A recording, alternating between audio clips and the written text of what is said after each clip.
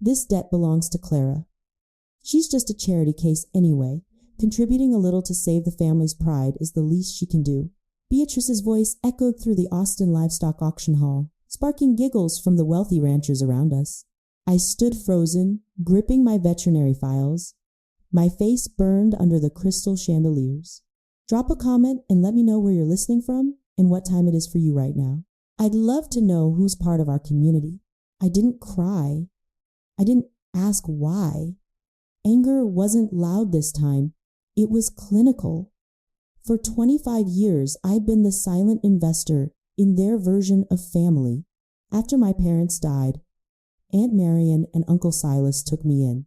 They provided a roof, but they extracted payment in physical labor, endless guilt, and relentless belittling. I became the large animal livestock veterinarian who single-handedly kept their failing cattle empire breathing. I diagnosed the sick herds, delivered the complicated calves in the middle of freezing nights, and saved their shrinking profit margins. In return, they treated me like an unwanted, overpaid contractor who owed them for the sheer privilege of working on their land. This is the trap of normalized cruelty. When you grow up being explicitly told that you are a burden, you blindly accept the invoices they hand you. You start to believe that family affection is a monthly subscription, and you are always terribly behind on the payments. That was my invisible chain as a survivor. I stayed because survivors often confuse the familiar cage they know with the actual safety they crave. I truly thought if I just worked a little harder, healed one more dying herd, or saved one more disastrous season, the family ledger would finally balance. But emotional predators do not close accounts. They just raise the interest rates. The prestigious auction tonight wasn't about cattle. It was strictly about accounting. Uncle Silas had lost heavily at the poker tables the night before, and his reputation among the elite ranchers of the Texas Hill Country was bleeding out fast. To mask his massive financial hemorrhage, he foolishly engaged in a highly public bidding war for a six-figure breeding bull he absolutely could not afford. When the auctioneer's gavel slammed down, sealing the astronomical price, Silas didn't reach for his own checkbook. He turned to me, tossing the heavy invoice against my chest like a legal summons. He demanded I empty my personal veterinary business accounts to cover his vanity purchase. Beatrice, hovering right beside him in her designer silk, delivered her public execution to ensure my swift compliance. They fully expected me to break down, to weep, to quietly assume the crushing debt just to maintain the fragile, toxic ecosystem of our family.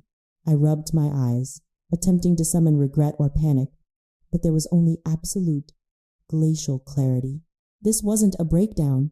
It was a balance sheet, and they had just bankrupted my tolerance. I pulled out my pen.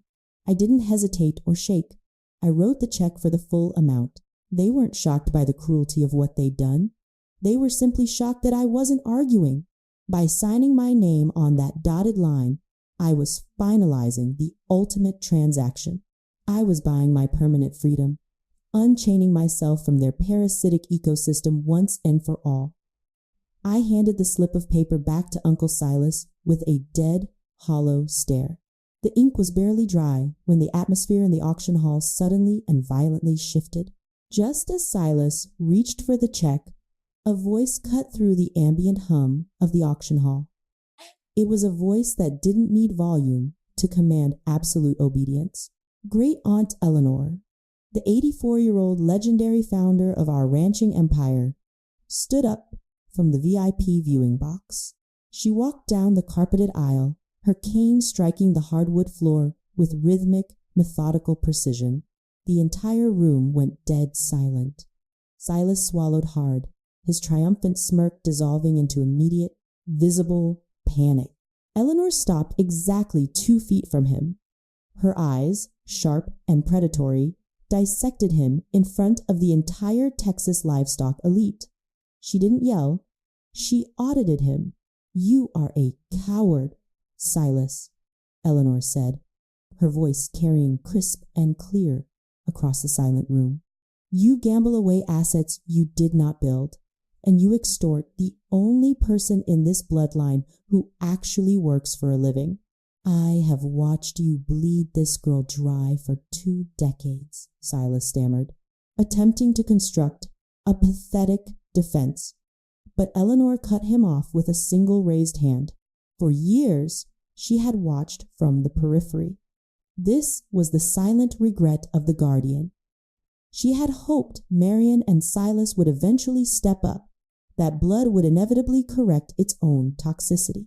She had stayed silent, meticulously gathering data, auditing their endless failures, hoping they would prove her wrong. But predators do not rehabilitate. Tonight was the final default on their moral account. If Eleanor hadn't been here, if this world existed without her sudden intervention, my future was already mapped out in brutal detail. Silas and Marian would have continued to leverage my loyalty until my business completely collapsed.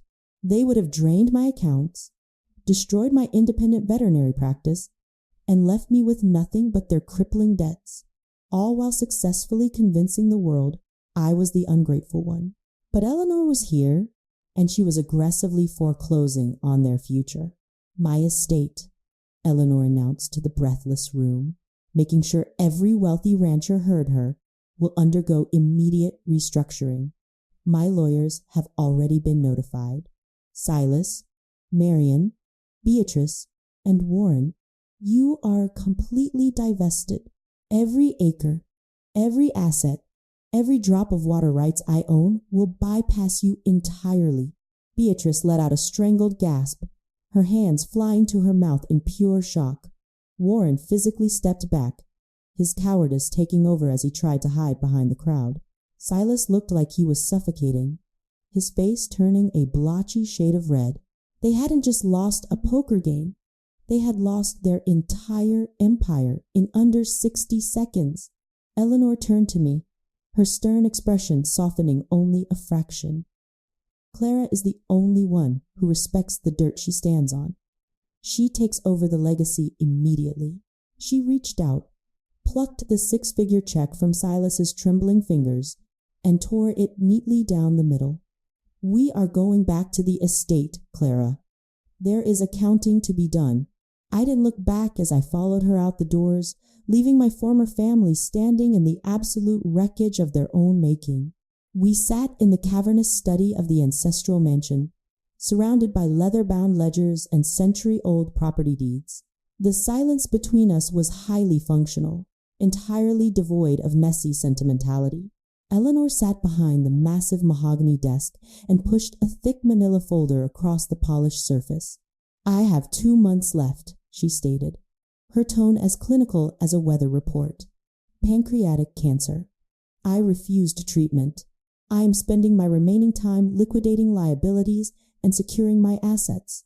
The ground tilted beneath me, but I maintained my strict composure. I didn't panic. I just processed the data. The woman who had just saved me was leaving. Open the folder, she instructed firmly. I opened it. Inside were bank transfers, land deeds, and clearly forged signatures. The numbers painted a brutal, indisputable picture of theft. When my parents died, they had left me 300 acres of prime grazing land in a locked trust. I was always told the bank foreclosed on it to settle my father's outstanding debts. That was a calculated lie. Marian and Silas had forged the trustee documents, liquidated the land, and pocketed $2.4 million.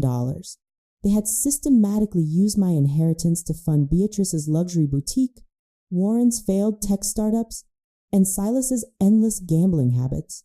I had literally been paying for my own abuse with my own stolen money. It gets worse, Eleanor said, her voice dipping into absolute freezing temperatures.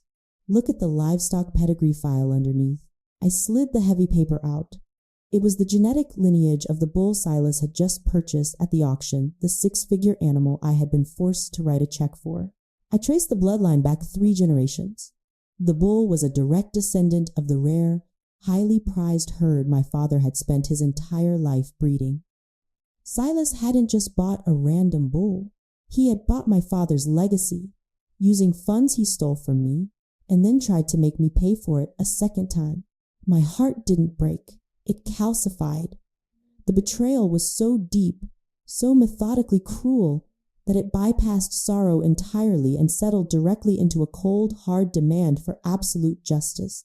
They had stolen my past to finance their present, and then tried to bill me for the privilege. I have already filed the criminal complaints, Eleanor said, watching my eyes track the fraudulent numbers. The district attorney is reviewing the wire fraud and embezzlement charges as we speak. I wanted you to see the ledger before the authorities execute the search warrants. I looked up from the documents, meeting Eleanor's fierce, unyielding gaze. I didn't shed a single tear. I didn't ask how they could do this to their own blood. Thank you, I said, my voice steady and devoid of warmth. They thought they could quietly bury my parents' legacy under their debts. Now, we're going to bury them with it. The accounting was finally going to balance, and I was going to collect every single cent they owed me with interest. The fallout was immediate and merciless. Within 48 hours, the story of the livestock auction showdown and the contested will leaked to the local Texas media. To control the rapidly deteriorating narrative and preserve her boutique's fragile reputation, Beatrice booked an appearance on a wildly popular regional agriculture and business podcast. She intended to play the ultimate victim, to weaponize her fake tears and frame me as a manipulative gold digger who had maliciously brainwashed a dying, confused woman. I listened to the live broadcast from Eleanor's study, a legal pad open in front of me. I wasn't anxious or upset. I was simply collecting evidence. Beatrice's voice dripped with manufactured sorrow as she painted her parents as selfless martyrs who had sacrificed everything to raise a difficult, ungrateful orphan. But the podcast host was a sharp, seasoned investigative journalist who had already reviewed the public court filings Eleanor's lawyers had submitted that morning. Beatrice, the host interrupted smoothly, cutting through her rehearsed sobbing. If your parents sacrificed so much, how do you explain the $2.4 million transferred from Clara's trust account directly into the LLC that funds your boutique, Veil and Violet? The silence on the live broadcast was deafening. I could practically hear Beatrice's carefully constructed facade shattering into 1,000 pieces. She stammered, attempting to aggressively pivot the conversation, but the host pressed harder, citing specific dates, bank routing numbers, and wire transfer amounts. Panic completely eroded her expensive media training. Cornered, exposed, and humiliated, Beatrice lost her temper. Her voice escalated into a shrill, entitled shriek that echoed through the speakers. "We took her in!" Beatrice screamed into the microphone, her raw rage overriding any remaining common sense. "We fed her and housed her when she had nothing. My parents earned that money. Clara owed us for being such a massive burden. We deserved every single penny of that land, and she deserves to be left with nothing." I paused the recording and leaned back in my leather chair. She had just confessed to felony embezzlement on a syndicated broadcast with 500,000 loyal listeners. The audio clip went viral within an hour. It was a spectacular, unforced public suicide. Social media erupted immediately. The tight-knit ranching community, which values integrity and hard work above all else, turned on them instantly. Major vendors canceled their lucrative contracts with Silas. Beatrice's luxury boutique was flooded with negative reviews and completely boycotted. They had tried to expertly manipulate the public court of opinion, but they had simply provided the federal prosecution with a crystal clear recorded confession. I didn't gloat. I didn't post an emotional response online. I just forwarded the audio link directly to Eleanor's legal team. They had willingly handed me the final nail for their coffin, and I was going to hammer it in with absolute precision. The media storm wasn't just exposing their financial crimes. It was systematically bankrupting their entire social currency. Their total destruction was happening on a global stage, and all I had to do was sit back and watch them burn. The courtroom was sterile, cold, and utterly devoid of emotion. exactly the way I preferred it. Judge Morrison struck the gavel, and the final ruling echoed through the Texas judicial chamber like a gunshot. The legal eviction of my former family was absolute. Marion and Silas were stripped of all inheritance rights and immediately remanded into custody, facing multiple federal charges for wire fraud, forgery, and embezzlement. I sat at the plaintiff's table, my posture straight, my expression an unreadable mask. I didn't offer them a single glance of pity. When the judge read the sentence, Marion collapsed into a weeping mess, while Silas stared at the floor, his arrogant facade completely shattered.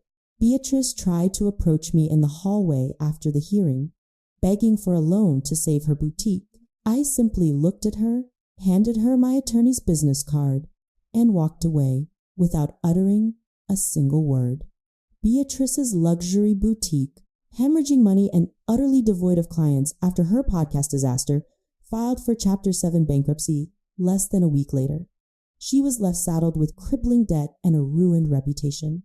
Warren, spineless to the very end, attempted to legally distance himself from his parents, pleading ignorance, but he found himself completely unemployable in a county that now knew his name was synonymous with cowardice, complicity, and theft. This is the illusion of the empty wallet. For years, they had operated under the assumption that wealth and status were innate traits, a magical shield that would permanently protect them from any real-world consequence. They genuinely believed their designer clothes, their country club memberships, and their aggressive entitlement made them untouchable. But societal position and power are merely rented, and they had just been forcefully evicted. When their stolen capital evaporated, they had zero internal value left to rely on. They collapsed so quickly because beneath the designer silk and the arrogant posturing, they were entirely hollow. Following Eleanor's peaceful passing 2 months later, I officially took the helm of the ranching empire. I didn't throw a party to celebrate. I went straight to work. I audited every ledger, fired corrupt managers loyal to Silas, and ruthlessly restructured the supply chains. The $2.4 million stolen from my parents was aggressively recovered through the forced liquidation of Silas and Marion's remaining personal assets. I took that money and used it to establish the Eleanor and David Agricultural Scholarship. It is a foundation dedicated to providing full tuition for young, independent veterinary students who possess the talent but lack the financial backing. Furthermore, the 6-figure bull Silas had purchased was seamlessly integrated back into my father's original bloodline, effectively restoring the rare, prized herd that was always rightfully mine. This is the justice of the sower.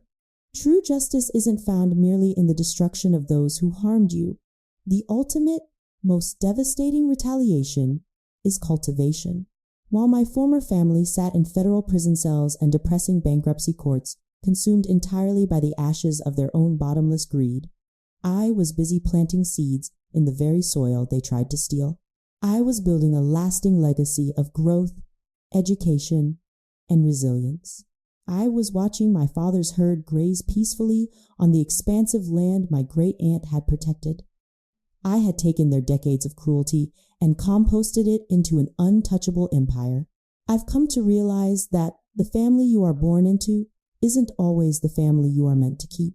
To anyone out there who has ever felt like an outsider in their own home, to those who have been made to feel like a burden while secretly carrying the heavy weight of everyone else's financial and emotional failures, your worth is not defined by the people utterly incapable of seeing it. Forgiveness isn't always for the other person. Sometimes it's simply the clinical decision to stop letting them write the checks on your emotional bank account. Sometimes the only way to set yourself free is to meticulously cut the toxic ties, audit your own inherent worth, and build a life so undeniably solid that their opinions simply bounce off the walls of your success. If you had to choose between maintaining a fake harmony in your family or standing up to protect your honor and the work you've built, would you stay silent or fight for your justice? Drop a comment below, share your story, and don't forget to subscribe to the channel for more stories like this.